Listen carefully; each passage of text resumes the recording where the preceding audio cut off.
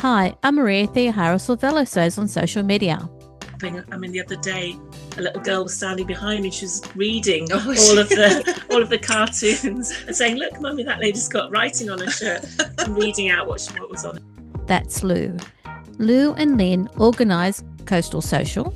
Grab a cuppa and watch or listen to Lou and Lynn for Sober 50 now. Today, everyone, we've got Lou and Lynn and they run Coastal Social, and we're going to talk about all things sewing. Thank you for coming onto the podcast for Sober 50. Oh, thanks for having us. Yeah, thank you. You're welcome. So, Lou, can you put your hand up so people can see who you are? I'm Lou. I'm Lynn. Before we start, how long have you been following the Sober 50 account on Instagram? So we worked it out. I think I've been about 5 years, so 2019, 2020. Yeah, and I came a bit later to it, so it was probably about 3 years ago that I've been following it. We love it. Yeah, we do. Are you finding it easy enough to use the monthly hashtag when it changes each month? I must admit, I find it really hard to do that because I keep forgetting which one it is. But I've now got to take a screenshot when it's announced on stories, and I then can go back to it and remember it. It seems that everything's found. So, when I post something, I know so if 50 like it, so it must be found by so. It's much harder, isn't it, I think, since they changed the hashtags. Yeah, I don't post anywhere near as much as Lou does. I'm not very good at taking selfies, and I don't have people to take photographs for me readily that would do a good enough job anyway.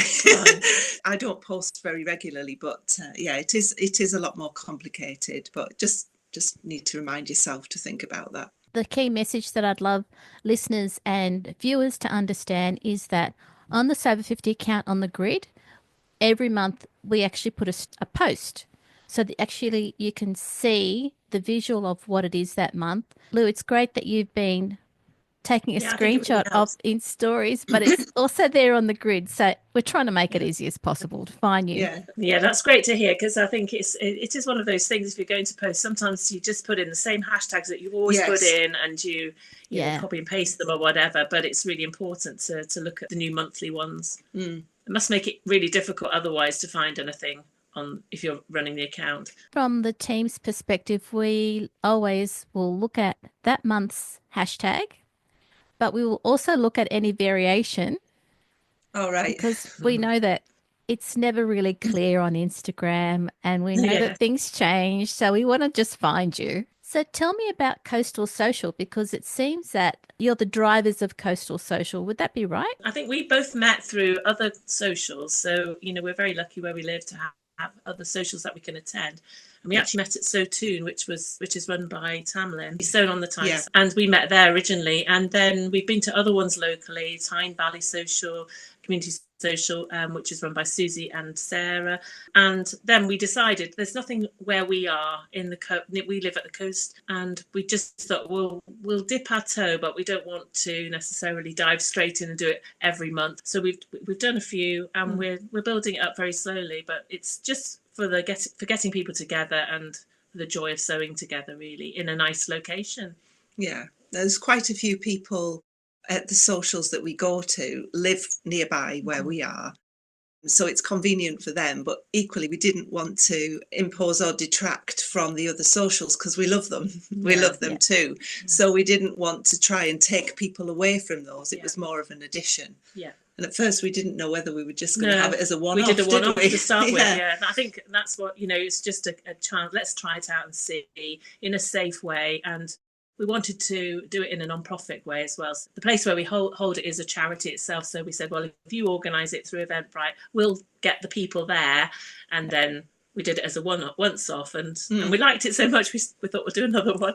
And then it's just carried on, really. Yeah. I think the nice part is that you both recognise that there are other sewing socials that you want to attend. Tried to make this one fit in both with your interests and with the amount of time that you have or haven't got.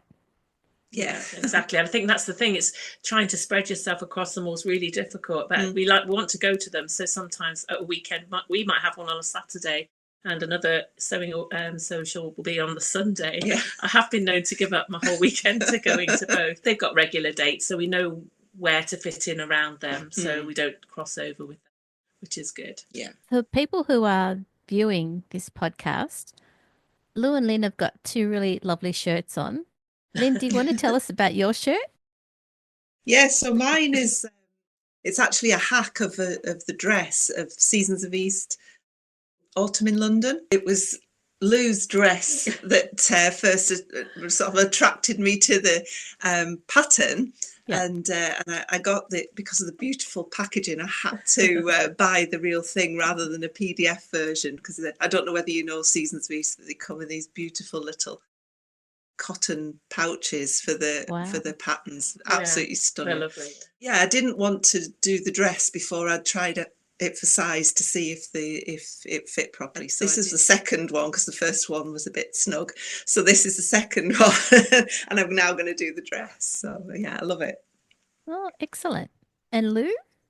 And mine's it is a bit of a mashup. It started off as something else, and I can't remember what it started off with, but it was a big tunic with a collar.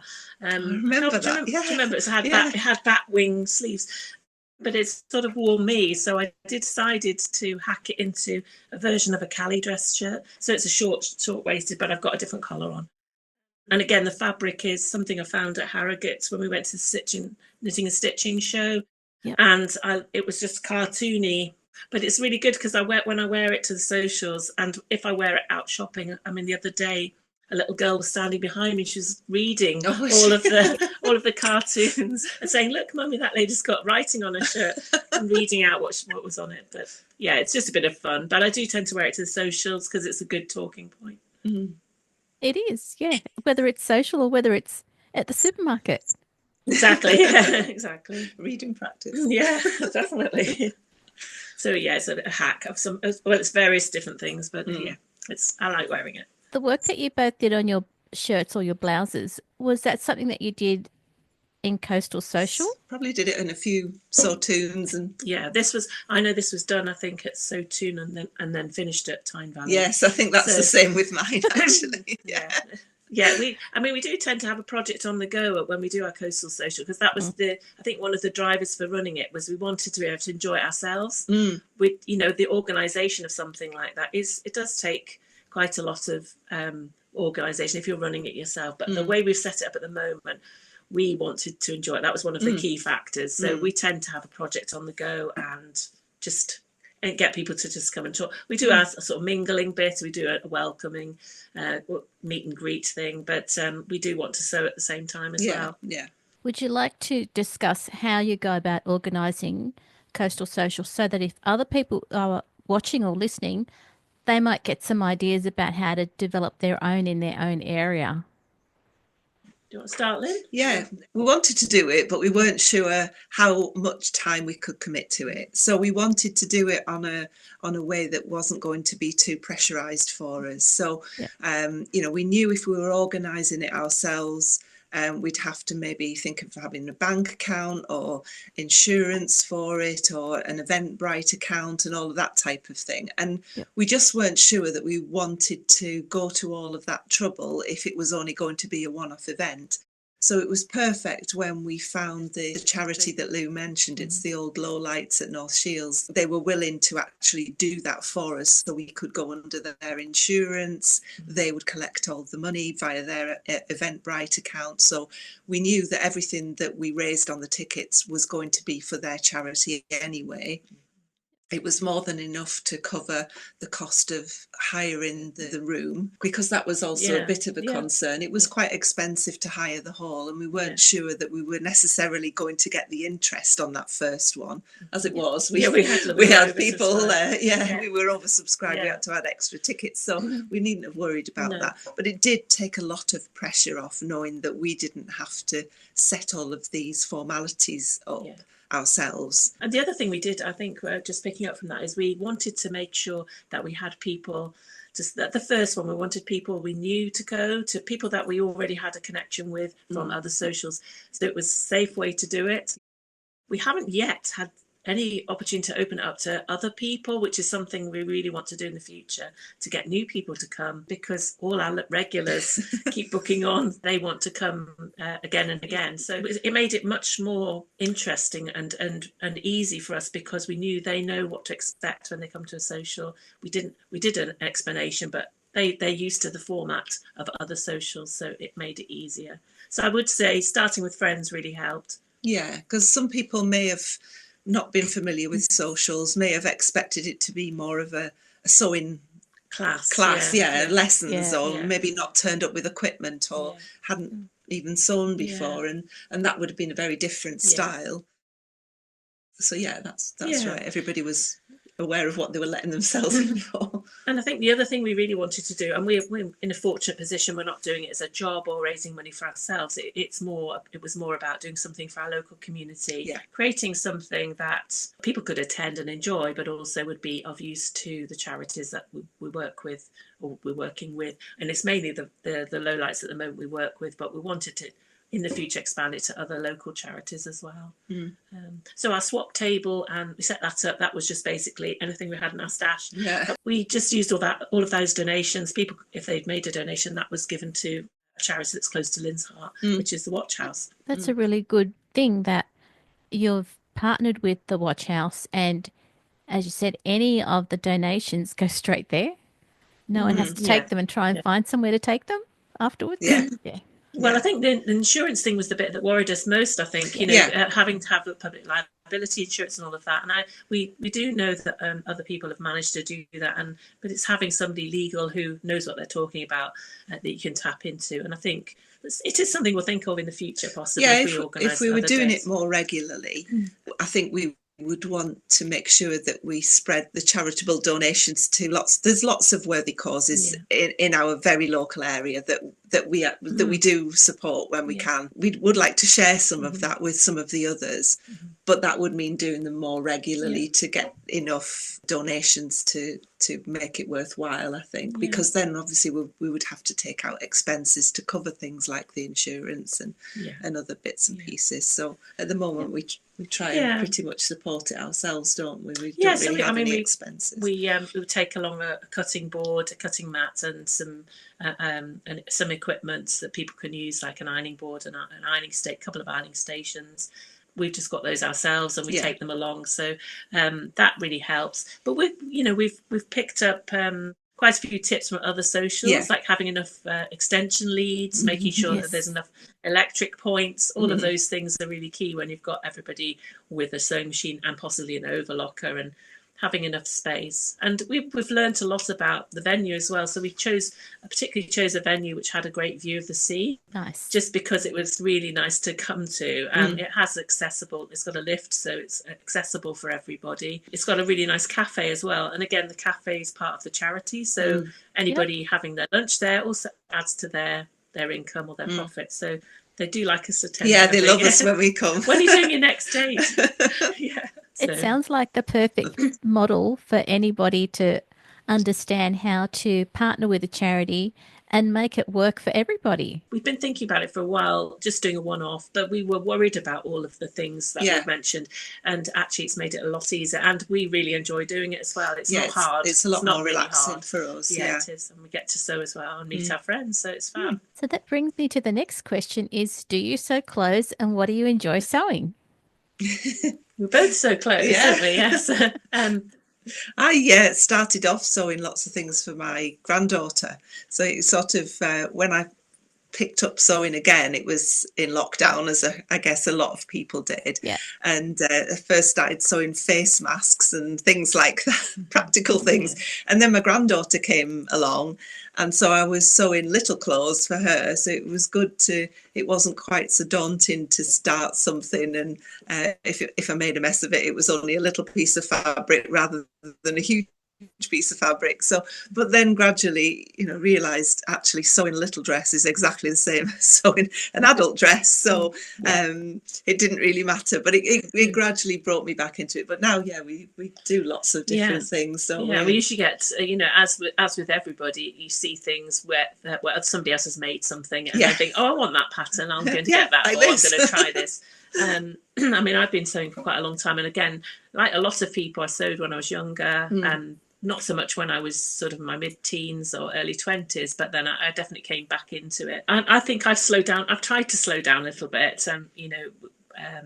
trying to do some slow sewing as well as the quick fire. You know, I try to think about what I'm making a bit more about, whether I need it in my wardrobe and so on.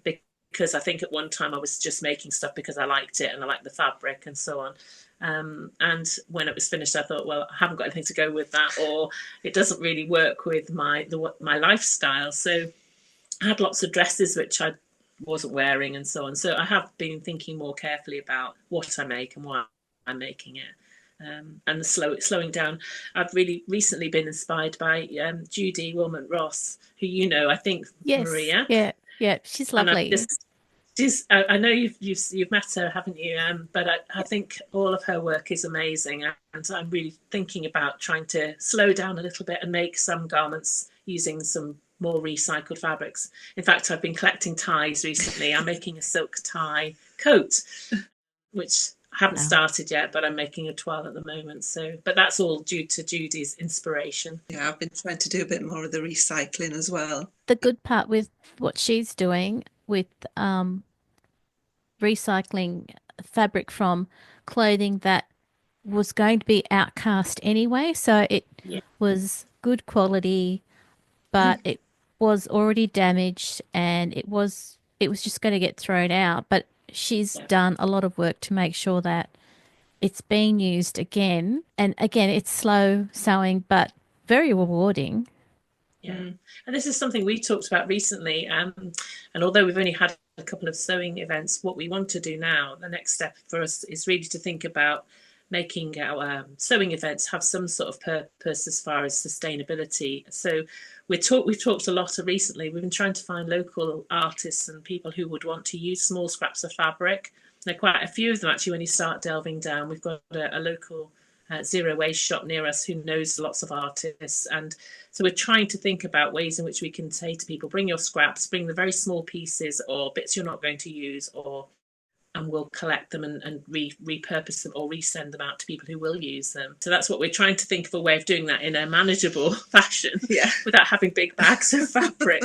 And that's the next thing for us, because we don't want them to go into landfill. We've got lots of connections I think we could use. We just need to open those pathways up, really. Well, you've taken the first steps, which is thinking about it and then looking at what's the best options. I hope that this year you find an option that everyone can take part in. Yeah, I think it'll be really good. Hopefully it'll be exciting. Yeah. And I think everybody will be grateful actually, because a lot of people do bring the fabric that's left over that's sufficiently sized for the swap table, but with the little scraps you don't think, oh, I can't make anything from this, but I don't really want to throw it out. So a lot of people have tried, you know, we thought about the closet core buffet, and I think I know a few people that have made that, but you know, how many buffets do you need in your life? So exactly. Yeah, and they're really heavy. And then we were thinking, well, we could make them for charity, but then it's the fire safety regulation side of things made for charity. So that was an idea we went down, and then thought, actually, if we can find somebody who's wanting, you know, a lot of local artists who use very small pieces of fabric, they may want to have a collection of different colours or different types of fabric. So we're going to investigate it anyway. We've got a few ideas of what we're going to do with that, and hopefully we can get those artists to come and talk to our sewists at the Sewcial, or even just tell them a little bit about them, and then perhaps a way of collecting them and passing them on would be a really good way, because everybody wants somebody you can pass your little bits on to, I think. Every sewist anyway. I think the fact that you're thinking about how to also bring the artist to the group is a really good way of, again, opening up ideas and opportunities. So I'm looking forward to seeing what happens next. Yeah, it's all very early days, but I think we've definitely got something. We definitely have got some avenues we can follow. So we'll be working on that in the next couple of weeks. Yeah. Okay. So Lynn and Lou, you sew with a great deal of thought. What state is your sewing room in? I'll start, because you can see mine. I've tidied up for you, Maria. Mrs. Goody Two Shoes here is impeccable. I have just decorated it, mind you, so that's why it's looking tidy, because it was a bit of a state. I had too much stuff, as everybody has, too many different hobbies that all connected. And I decided to pare down. So I have repurposed a lot of things. I've sent quite a lot to charity. I've given a lot away. It feels more calm in here now. Yeah. So yeah, I'm very lucky to have quite a big space. So I'm all right. Yeah. Mine is less calm, I have to say. Mine is a bit frantic. So yesterday we weren't sure if the internet was going to work properly in Lou's sewing room. So there was a chance that mine would have been the room that we were filming in. Yeah. And there would have been an awful lot of tidying up yesterday had we been filming there. So thankfully... the internet's worked okay, so we're all right. I'm safe. But it's quite a small room, and it's quite full. It's got lots of cupboards there. I've got a stash that I'm trying to work through rather than buy. So this year I've really tried hard not to buy any more fabric. I did give in at the Fabric Godmother broderie anglaise with the palm trees on. That was my one and only purchase so far this year. Beautiful. And now I'm too scared to use it, so I don't know what I'll be making with it. But I've really been trying to get through the stash, and it's going quite well, actually. That's helped, meaning that I can fit everything in the place that it's supposed to go. When I start sewing, it's it can get really messy, I think. As long as you know where it goes to put back, I think it's all right. But yeah, it's easy to make it messy, isn't it, when you're sewing, I think. And if you're lucky enough to have a space where you can leave things out, it sometimes makes it easier because you can just leave your project out. But when it comes to tidying up, you've got I've put that left out and that left out. There's pins everywhere. I mean, if you've got a project with, say, more than 10 pieces cut out and lining and interfacing, it can get busy. Yeah, definitely. The ironing board and everything else that goes with it. And more than one project on the go at once as well. Yeah. So you might have 2 or 3.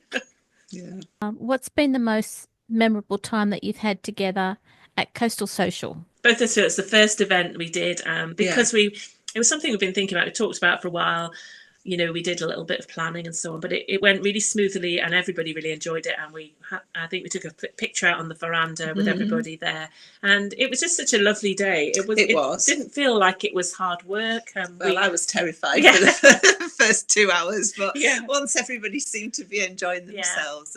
And because, as Lou said earlier, we'd invited people we knew very well because we'd met at the other socials and it was... a room full of friends, which was lovely, and they were really supportive and said lots of nice things about the event. They gave really good feedback well. So, the constructive feedback were, about the way in which we accessed, the way in which they could drop their equipment off, all of the things. We have tweaked some things, I think, from their feedback about, the seats were a little bit low, so we do have to encourage people to bring a cushion because they don't. They're lower than the table. It's those sorts of little things that we picked up on. But we really enjoyed it, so it made it really special, and that was our favourite moment, I think. Yeah, and the cake, obviously. Cake helps. Yeah, definitely. So now that we've spoken about what you've been doing, what advice would you give to people who want to create a local sewing community? Just do it, really. I think so. I think don't overcommit, I think, was the main one. We didn't want to get into running a sewing event. We've both got other things we do lifestyle-wise. We didn't want to have to do it every month. We do it as and when we can fit it in. So decide what you want to do. There are people we know who want to do it every week or every month, and they want to commit to that, and that's great. But I think start really small. Start with people that you know really well. Friendly faces always really help, I think, to make it go well. And they'll give you honest feedback as well. They won't say, it's just, I loved it, and then not come back. They'll give you pointers as to what you can do because they feel safe enough to do it. Yeah. I think we are at the point where we really want to invite new people into it as well. So I think, although we've had different people attend, all of them we know, we want to now open it up a bit wider as well and get some new people in. We make the event clear, I think, that, if you haven't got...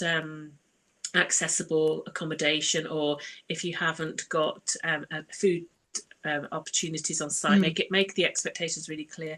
Make it clear that actually bringing your own project, and we just set out those things in a document that went alongside with the Eventbrite page. make it clear that it's not a sewing class, because one thing we did do was say we didn't want anybody under the age of 18 because of the logistics with safeguarding and so on. So we made that a really clear stipulation. We wanted to make it really enjoyable for ourselves. So I think that was the primary thing. You know, it needed to be fun. Yeah. And easy to organise. And we have enlisted the help of people to help us set up tables and things like that. So all of those things are important. Logistics are really important. And the team at the old Lola, they're really good at helping us set up the furniture. They are. And They're very things, helpful. so they're really sweet. They're all volunteers as well. Yeah, they do a great job. Yeah. Well, Lou and Lynn, thank you for coming onto the podcast with Sober 50 and for talking about the experience of creating a local sewing community and keeping it running so you're all happy. Yeah. Thank you No very problem. much. It's Thanks been for great. having us. Yes, thank you. Great. Thank you again. Okay. Oh, thank you. Bye. Okay, bye.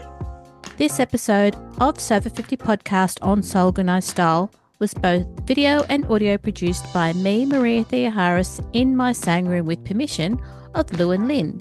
Sound by Kaneef on YouTube. Many thanks for the ongoing support of the podcast Patreon contributors. Their ongoing support each month enables me to develop these podcasts for free. You can subscribe to Organised Style Podcast, but with an S, not a Z, on all good podcast apps. Make sure you go back and listen to our free Sober 50 podcast archive on Organised Style. You can direct message Sandy and editors at Sober 50 on Instagram to contribute to their ongoing posts and challenges. I look forward to joining you in your sewing room next time. Stay safe, everyone.